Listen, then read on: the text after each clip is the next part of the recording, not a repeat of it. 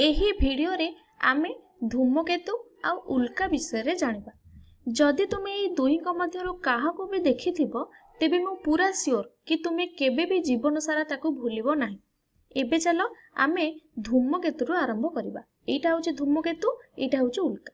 तले प्रथमे आमे धूमकेतु कथा देखिबा। एही धूमकेतु कोन ना एहा बहु सारा शिला, धूली एवं बरफरु गठित। एगुड़िक अन्य ग्रह गुड़िक परि सूर्यक चतुर्पार्श्वरे घूरु थांती, किंतु एमानकर निजर आलोक नथाए कि एमाने सृष्टि भी करि पारंते नाही। किंतु एठारे जो आलोक देखुच एहा सूर्यकर आलोकर प्रतिफलन। एठी गोटे लाइट तुमको देखा जाउची, एहा होची सूर्यकर आलोकर प्रतिफलन। एहा को कोन कहा जाय ना न्यूक्लियस बोली कहा जाय। एहा मझरे थाए तेणु आको न्यूक्लियस बोली कहा जाय। एहा समस्त वस्तुत्व को धारण करिथाए।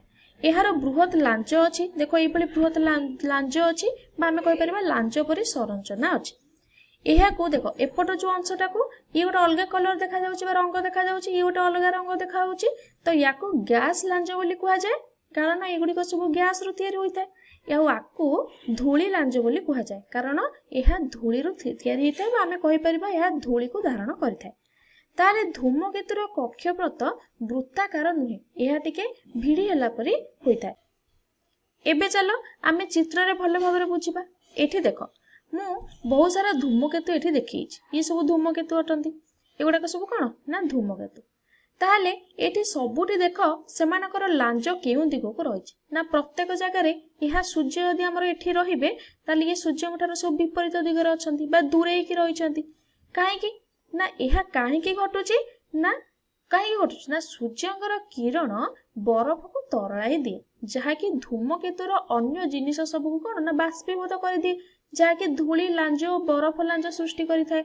किंतु कोन पई एहा लांज सूर्यंक ठारू दूर को जाई थाए, कारण सूर्यंक ठारू एक प्रकार पवन सृष्टि होई थाए। देखो सूर्यंक ठारू कोन हबो ना एम्ति सब पवन बाहरिबो। सेई पवन कोन हबो ना से पवन छोट छोट कणिका गुड़ी को सूर्यंक ठारू प्रभावित करे कि नहीं जाई थाए। तेणु एही जो पवन द्वारा लांज को सूर्यंक ठारू से दूरे देई थाए। यह एक पताका परि काम करथाए। देखो एठी गोटे पताका देखो पवन रे तळे होउची, सेही भली कोन होउची पवन एपट दिगरु होउची बा एपट दिगरु पवन रे तळे होउची, एटा कोन ना एपट को उडुची। ताले एटा कोन करला ना ताको दूर को उड़ाई देला। सेही भली हमर एठी कोन होय ना देखो एटा यदि पवन एपट दिगरु होउची ताले से कोपट दिगो को तार विपरीत दिगो को उडुची। विंड माने पवन। ताले एठी हमें भलो भाबरे देखिले ताले पवनर दिगरु एहा विपरीत दिगो को उडुची। ताले एठी हमें कोन देखिले पवनर दिग जो दिगरु होउची ताले पताकाटा कोन होउची तार विपरीत दिगरे उडुची, जहा द्वारा हमें पवन केउ दिगरे प्रवाहित हेई पारुची बा केउ दिगरे प्रवाहित होउची ताहा हमें जानि पारुची। ताहले सेही भली धूमकेतुर लांचटी सूर्यंक ठारू दूर को जाई थाए, ता माने पवन सूर्यंक ठारू दूर को प्रवाहित होई थाए बोली हमें एठी जानि पारिले। एइठी पृथ्वी अछि। पृथ्वी काई ना एइठी पृथ्वी मानकर अछि। एही धूमकेतुर कक्षपथ बहुत बड़ होई थाए। देखो इटा एठी पृथ्वी अछि, एठी सूर्य अछि।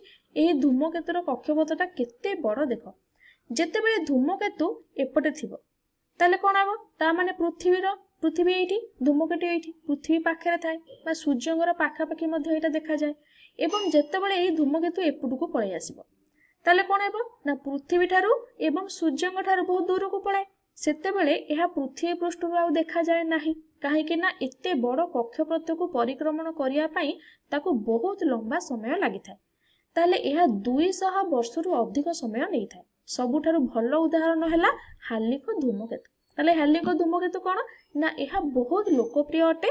जणे बड़ ऐतिहासिक कहिथिले कि एही हालिक धूमकेतु 1910 रे देखा देइथिला, 1986 रे देखा देइथिला एवं नेक्स्ट 2062 रे देखा देबो। काहे कि ना एहा 76 वर्ष अंतर रे देखा दउची। ताले 76 वर्ष रे एहा गोटे थरा सूर्यंक चतुर्पार्श्व रे परिक्रमण करूची बा सूर्यंक चतुर्पार्श्व रे गोटे थरा परिक्रमण करिया पई ताकू 76 वर्ष लागुची। तेणु से 76 वर्ष रे थरे देखा जाउची। ताहले पृथ्वी पृष्ठ रे रहे कि आमे हम जीवन चक्र भितरे एहा को थरे किबा दुई थरा देखि परिबा हैला। ताले आहुर मध्य सेही भली बहुत सारा धूमकेतु अछंती जहा 300 वर्ष किबा 400 वर्ष रे थरे देखा जांती। ता माने आमे आम संपूर्ण जीवन काल रे समान को देखि परिबा नाही। एठी मु तुमको आउ एक धूमकेतु देखौची जहा देखिया पई बहुत सुंदर, ताकू नियो वाइज धूमकेतु बोली कुहाଯାଏ। ଏହା 2020 ରେ ଦେଖାଯାଇଥିଲା। ଏଇ ଦେଖ ଧୂମକେତୁ ଏଇଠି ମୁଁ ତମକୁ ଚିତ୍ରରେ ଦେଖେଇଛି। ତାହେଲେ ଏଇଟା କେମିତି ପଡ଼ିଥିଲା ଦେଖ ଚିତ୍ରରେ, ଦେଖ ଏଇଟା ଏଇଭଳି ଭାବରେ ହିଁ ଦେଖା ଦେଇଥିଲା। ତାହେଲେ ଧୂମକେତୁ ବିଷୟରେ ଆମେ ବହୁତ ସାରା ଜିନିଷ ଏବେ ପଢ଼ିଲେ। ଏବେ ଚାଲ ଆମେ ଉଲ୍କା ବିଷୟରେ କିଛି ଜାଣିବା, ଯାହାକୁ ଆମେ ଖସୁଥିବା ତାରକା ବୋଲି ମଧ୍ୟ କହିଥାଉ। ଏଠାରେ ମୁଁ ଗୋଟେ ଭିଡ଼ିଓ ଦେଖାଉଛି, ମୁଁ ଜାଣିଛି ତୁମେ ମାନେ ନିହାତି ଏହାକୁ ଦେଖିଥିବ।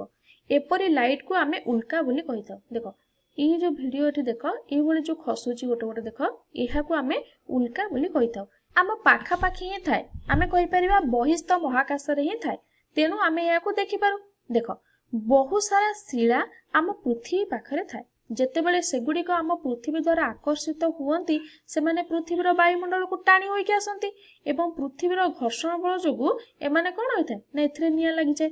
ବେଳେବେଳେ ଏମାନେ କ'ଣ କରିବେ ନା ପୃଥିବୀ ପାଖକୁ କେମିତି ଟାଣି ହେଇକି ଯାଉଥିବେ, ପୃଥିବୀ ପାଖାପାଖି ହେଇଯିବେ। ବେଳେବେଳେ କ'ଣ ହୁଏ ନା ବାୟୁମଣ୍ଡଳରେ ହିଁ ପହଞ୍ଚିବା ପୂର୍ବରୁ ବା ସେ ବାୟୁମଣ୍ଡଳରେ ପହଞ୍ଚିବା ପରେ ସେଥିରେ କ'ଣ ନିଆଁ ଲାଗିକି ସେଗୁଡ଼ିକ ଜଳିଯାଆନ୍ତି। ଦେଖ କେଉଁଭଳି ଭାବରେ ସେ ଶିଳା ଗୁଡ଼ାକ ପୃଥିବୀ ପାଖକୁ ଆସୁଥିଲେ ପହଞ୍ଚିବା ପୂର୍ବରୁ ନିଆଁରେ ଜଳି ଯାଉଛନ୍ତି, ଯାହାକୁ ତୁମେ ରାତ୍ରିର ଆକାଶରେ ଜଳୁଥିବା ଦେଖିପାରିବ।